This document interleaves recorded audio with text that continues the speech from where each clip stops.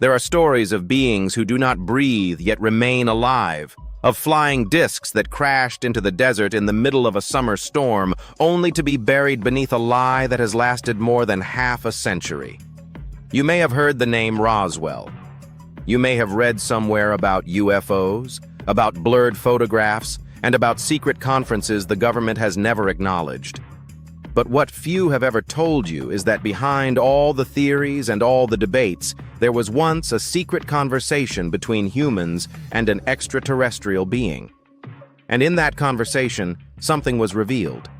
Something that, if true, would change everything you thought you knew about life, and perhaps even make you realize that death is not as terrifying as we've always believed.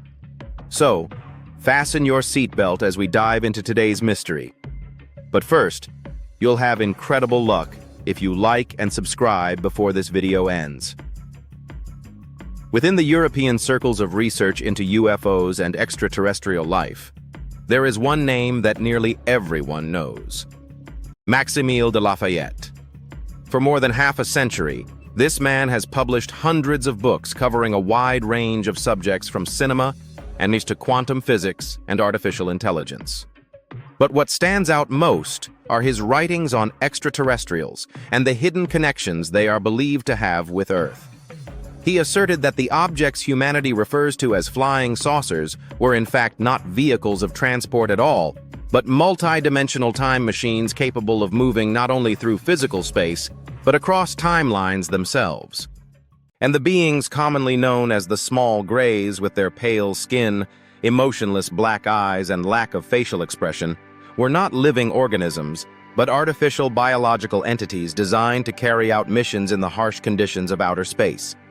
How could he possibly know all of this? To find the answer, we have to go back to the year 1947, to the moment of the Roswell incident, where he was one of the scientists granted direct contact with the extraterrestrial being. In the summer of 1947, as the United States was still recovering from the aftermath of World War II, a violent thunderstorm swept across the White Sands Missile Range in New Mexico. This area had long served as the strategic hub for the U.S. military's missile development, where hundreds of captured German V-2 rockets had been received and modified after the war. But in the midst of the storm, something unusual happened. At 9:00 p.m. on July 4th, a radar operator at White Sands Base recorded a bright object moving at an abnormally high speed. Just minutes later, a similar signal was detected at Roswell Airfield, a site that would later become the center of one of the most controversial incidents of the century. Given the rising tensions between the United States and the Soviet Union at the time, any anomaly in the skies was treated as a potential threat. A rapid response team was immediately deployed.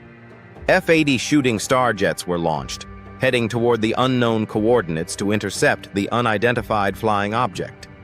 But what happened next left even the most experienced pilots questioning their own senses. According to reports, the object disappeared, only to reappear moments later, this time dozens of kilometers away. It made no sound, left no vapor trail, and seemed to defy every known law of physics. The F-80's maximum speed was 933 km/h. Yet the pilots confirmed that the object they were chasing far surpassed anything human technology was capable of at that time. A few days later, in the early morning of July 7th, a rancher named Monsieur Brazel, living on the outskirts of Roswell, discovered a scattering of strange debris across his grazing land. He described the material as incredibly thin, almost weightless, and yet impossible to cut or burn. Most astonishingly, when bent or deformed, it would return to its original shape, something that science would only begin to conceptualize decades later under the name shape memory metal. News of the wreckage quickly reached Roswell Airfield. On July 8th, the military issued a stunning press release. The United States Army has recovered a flying disc that crashed near Roswell. The announcement sent shockwaves across the country. Local newspapers printed the headline in bold. People talked of little else. Researchers and skeptics alike were left speechless. But just 6 hours later, the U.S. military abruptly convened an emergency press conference and issued a retraction. It was not a flying disc, but merely a weather balloon. And then, like a heavy velvet curtain slowly descending over a stage, the story went silent. The newspapers stopped reporting. Radio broadcasts were edited. Those involved became strangely quiet. Yet there were some who would not so easily accept that silence. In 1978, a physicist and aerospace expert named Robert Wood quietly began reopening the Roswell case. Robert was no stranger to the world of defense technology. He had worked for Douglas Aircraft and later McDonnell Douglas, one of America's largest military contractors, known for developing legendary fighter jets like the F-15 Eagle.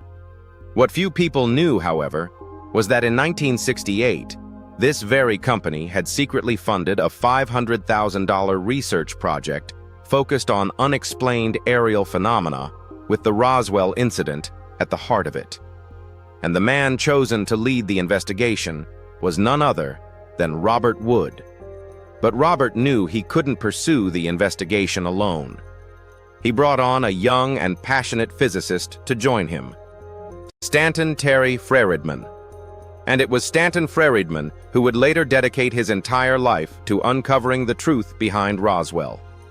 In June of 1978, during a small conference in the suburbs, Freeridman met Major Jesse Marcel, a former intelligence officer with the United States Air Force and the very first person to reach the crash site of the unknown object in Roswell in 1947. Jesse Marcel stated plainly, "What I recovered from the site could not have been a weather balloon. It was something that had never existed on Earth. To this day, I still don't know what it was." Alongside Marcel, another witness emerged, Colonel Thomas Dubose, who had been present at the now infamous press conference decades earlier.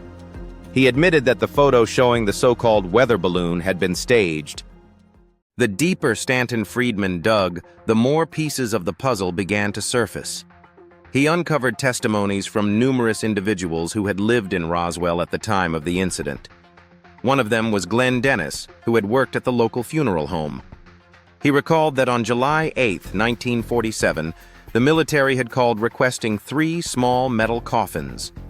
When he delivered them to the base, he saw military vehicles surrounding the area, and there was a palpable sense of secrecy in the air.